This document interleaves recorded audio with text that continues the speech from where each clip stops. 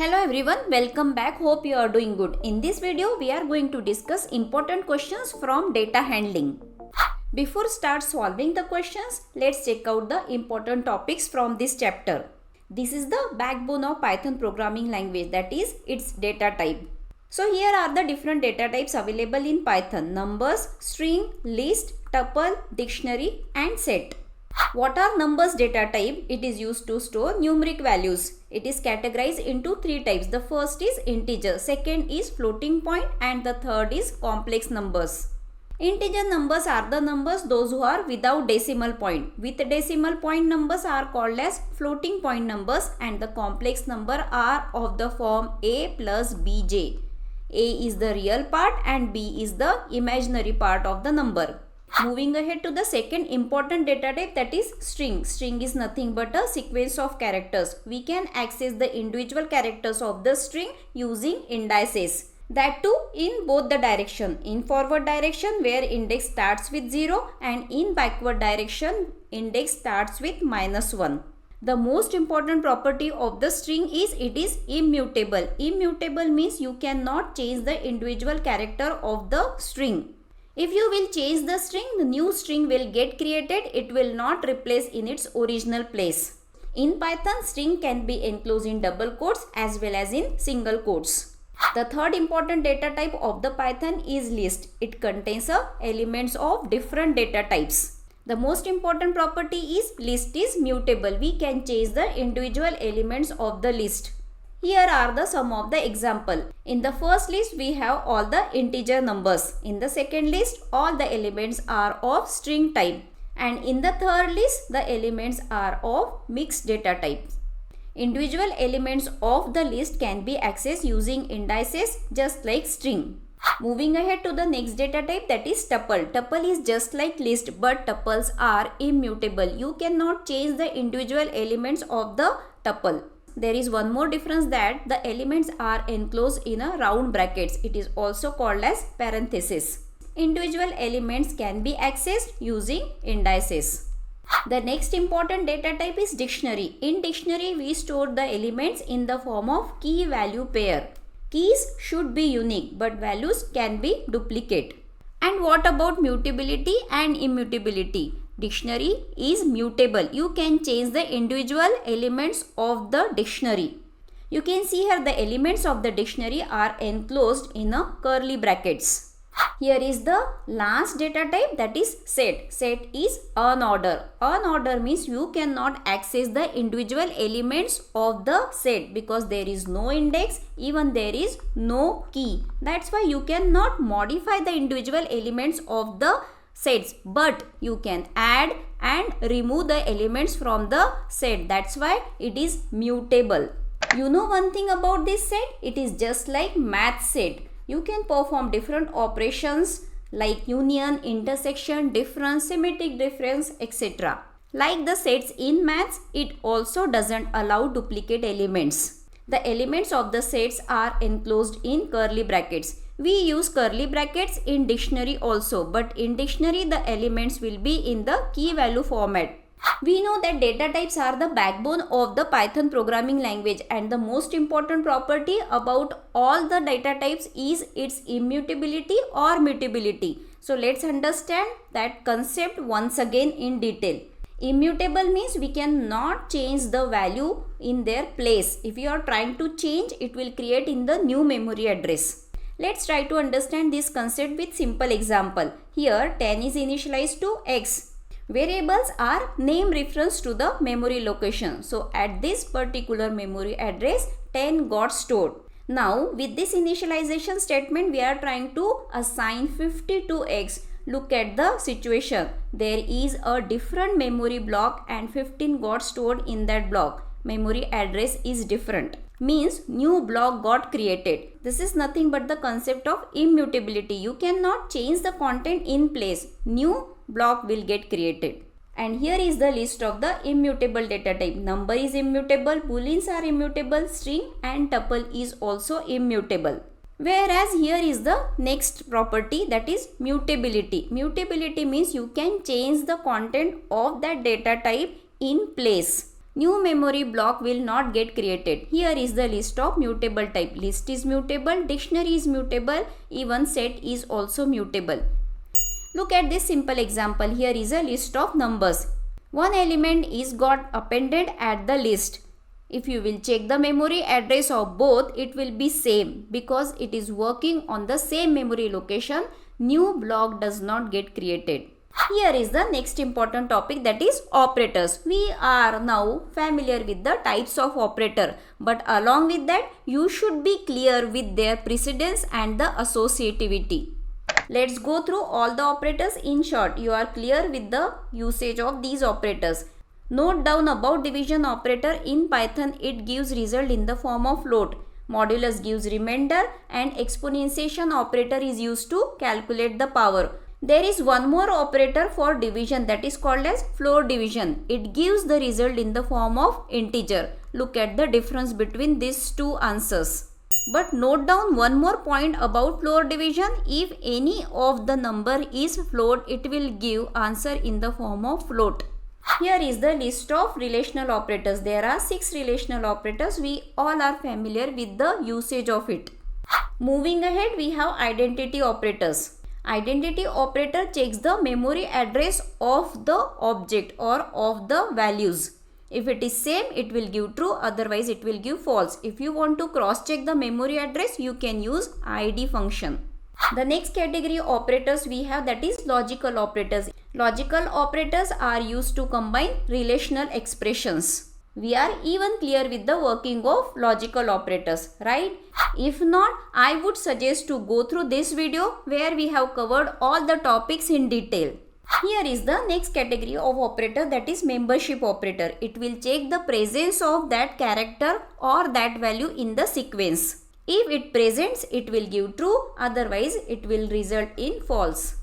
Generally, it is used with conditional statement. If A in list 1, you can see here A is present, that's why we will give true, and based on that result we can perform some operations. Alright, we are done with the types of operator. Now try to understand its precedence. Hope you remember the BODMAS rule of maths. Here there is a slight difference. Just like maths, in programming also higher precedence will be for parenthesis. For that I am writing P. The next priority we will be giving to the exponentiation operator. For that I will mention as E. Generally we will not have unary operator in our expression. Moving ahead to the next category, we have arithmetic operators. In that also we have 2 levels. Here also, like maths, we have higher precedence to division and multiplication along with modulus and floor division compared to plus and minus. So for arithmetic operators I will mention A. Moving ahead to the next category, we have relational operators. For that I will be writing R. The next level of precedence is assigned to logical operators. For that I will write L. Now keep in mind this word Pearl. Among 3 logical operators, not has higher priority, then and then or. One more point here we have to keep in mind that if any expression there are more than 1 operators of the same level, then how you will evaluate that expression. In that case, associativity we have to take care. Generally, if there are more than 1 operators of the same level, we will be considering the operators from left to right. But there is an exception for that. In case of exponentiation operator, you will evaluate the operators from right to left. Hope you understood everything about operators, because we will be getting questions in which we need to evaluate the expression. Not only in class 11, you will get these type of questions in board exam too. Along with the basic concepts, in this chapter we are going to explore some modules also. The first module is math module, second is random, and the third is statistics module. I will suggest you to go through some of the important functions from this module.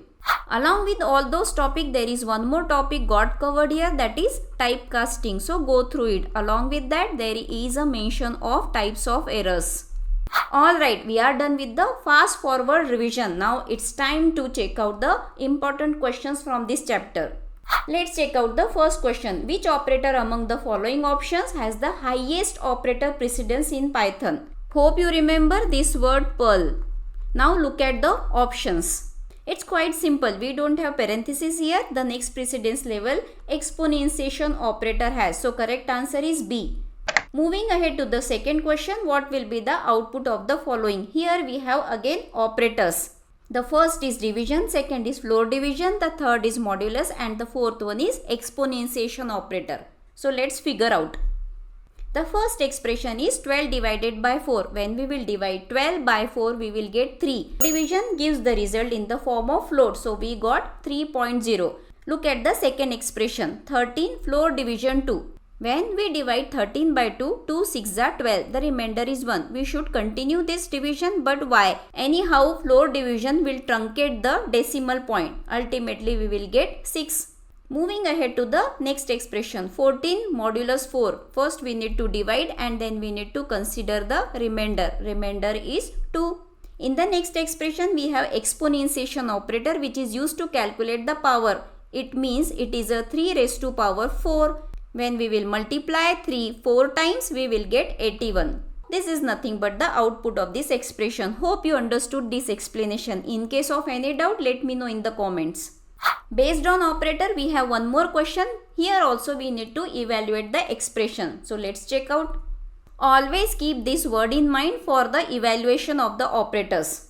We can see here parenthesis. So highest priority will be given to the parenthesis. Evaluate that first. 2.34 plus 4.89 will be 7.23. Integer function is applied to this quantity. Integer function converts the number to integer value. So 7.23 got converted to 7. In this way we got the expression 5 plus 7 modulus 2. Which operator will get evaluated first? We have plus and modulus. If we talk about the arithmetic operator, plus minus has lower precedence compared to division, floor division, modulus operator. That's why first modulus operator will get evaluated. So 7 modulus 2 will get evaluated first. Remainder is 1. 5 plus 1 will be 6. Float of 6 will be 6.0. So we are getting this answer. Moving ahead to the next expression. In this expression, we have two exponentiation operators. So which one will get evaluated first? Now you have to consider associativity.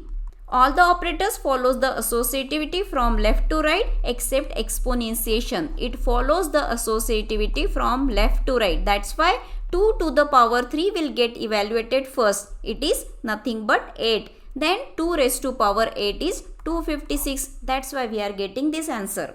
By practicing 2-3 questions, you will get a clear understanding of the operators.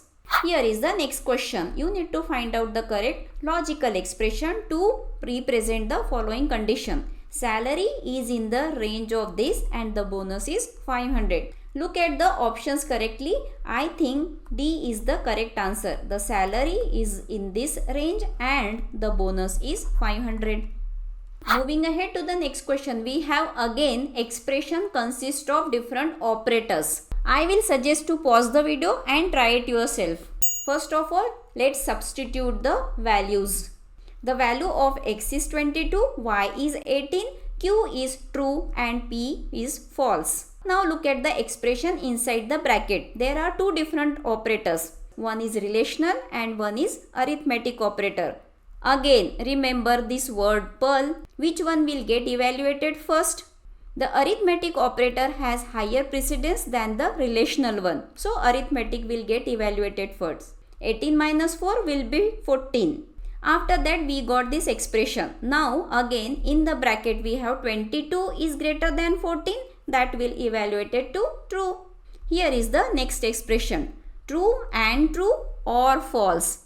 Alright, this expression contains more than one logical operators. For the precedence of logical operator, you will keep this word in mind. And for not, then and, then or will get evaluated. There is no meaning to this word, just a precedency level. You got it. First and will get evaluated. True and true will be true. Now this is the expression we got. True or false will be true. So here is the final output. Hope you are familiar with the working of AND operator as well as OR operator. In this way, the correct option is true. I feel this question little challenging, so thought of including it. Pause the video and give little exercise to your brain too. Hope you got it. Let's work out on that. Alright, there are more than one relational operators. For relational operator N, A, O we will be following, not and or. Then according to this precedency level, 1 and string A will get evaluated first. This is quite confusing because when we study the working of AND operator, we will have values in the form of true or false. True is nothing but 1 and false is nothing but 0. But what about this string? For that, remember this rule. In case of AND operator, it returns the second operand if both the operands are true. You should also know that always empty string will be false, but string with some character in it will be true. What does it mean? This is also true and this is also true. Then what will get evaluated according to this rule? If both the values are true, AND operator will return the second operand. The second operand is nothing but string A. So the result of this expression is string A. Hope you understood this. Let's move ahead to the next step. In this expression, we have two OR operators. When there are more than one operators of the same level, we know what we do. We follow associativity, and the associativity of all the operators is from left to right except exponentiation. So we will evaluate it from left to right. That's why this will get evaluated. None or string A. Hope you know this also, that none results in false. So this evaluates to false, and we have again one string. Now what it will give? For that, remember this rule. The OR operator returns the first truth value. If first value is false, then it returns the second value. In this case, none is false, but this string is true. That's why we got this A. Now the last expression is A or B. Now we know the working of OR operator. Will get the first truth value. So first truth value is A. So the output is nothing but A. After evaluating the expressions, we have some theory questions too. Here we need to differentiate between implicit and explicit conversion. There is one more similar question. We have to differentiate between equal to operator and is operator. Let's check out the first one. Implicit conversion is done by the compiler, but explicit conversion should be taken care by the programmer. When data types converted internally, you may get some unexpected result. But when it will be done by the programmer, you know the result because you are doing it. Here is the simple example of implicit type conversion. When you will add one integer number and one float number, the result will be float. But if you are doing manually or the programmer will take care of the explicit type conversion, you will use the functions to convert it. Here we are using integer function to convert this string. When the implicit conversion takes place, it will take place between the compatible type. In explicit type conversion, the programmer will take care of the conversion, but yeah, it should be compatible. Look at one simple example. This is an integer value and there is one more float value. When we will try to add it, we will get the result in the form of float. Here what actually happened? Internally, the x is getting converted to float. But look at the second example. This is explicit conversion. One integer value assigned to x and one string is assigned to y. Now we want to add these two variables. But before adding, programmer is taking care of the explicit conversion using the integer function. We are converting string to integer and then it is getting added. So the result is 12. Here is the second question. We need to differentiate between equal to operator and is operator. Let's check out the answer. We are all familiar with the equal to operator. It is used to compare values. Whereas is operator is used to compare the memory locations. Equal to operator checks that whether that object has the equal content or not. Whereas is operator checks that it has same memory location. Equal to operator returns true if the values are same. In case of is, if the locations are same, it will return true. Look at one simple example. Variable A contains list of elements 1 to 3 and B variable contains one more list of the same elements. It also has 1 to 3. When we will apply equal to operator, we will get the answer true because it compares the content values and it has same values. But when we will use is operator, it will result in false. Why? Because A is pointing to some other memory location and B is pointing to some other memory location. Memory locations are not similar, and is checks the memory location of the object which is not same. That's why we are getting false. There are some more questions based on the operator. Hope you can solve it now. Here is the answer. Look at the first expression. String 24 got converted to integer value. 24 and 4 both are true. So AND operator gives the second operand. We got 4. Length of 4 will be 4. Here is the expression. Now this you can solve it yourself. Cross check your answer. This expression I am giving you as an assignment. Try it yourself. Here is the answer. Cross check with me. Moving ahead to the next question, we have to tell which expression will give us integer value. Pause the video and try it yourself. Cross check your answer with the explanation. You can see here in option B we are getting the integer value. Here is the explanation for other expressions. Moving ahead to the next theory question, we need to explain choice function from the random module. Here is the answer for that. It is used to select a random item from a predefined collection of items. Note down the syntax and here is the example. First we need to import the random module. Here is the collection. We have taken one list. When we apply choice function on this list, we will get any random fruit name that we are printing. You can give any example of your choice. Here is the next question. We need to explain what is statement and what is expression. Expression is a combination of constants, variables and operators. Here is one example. 5 plus 3. It is an expression. It will evaluate and will give us a value. Then what about statement? Statement need not return a value. It can be an assignment statement. It can be a control flow statement or function definition. Look at one example. It is an assignment statement. And here is one more statement. It's a print statement. Or you can take example of input statement, if, for. All those are statements. Here is one more question. We need to suggest appropriate function for the following. This is simple. You can try it yourself. Answer is given below. You just need to tell the name of the function, but for your understanding, explanation is also given. Alright, proceeding to the next question, we need to differentiate mutable and immutable data type and the difference between random and uniform. By now you are familiar with the immutable and mutable Python objects.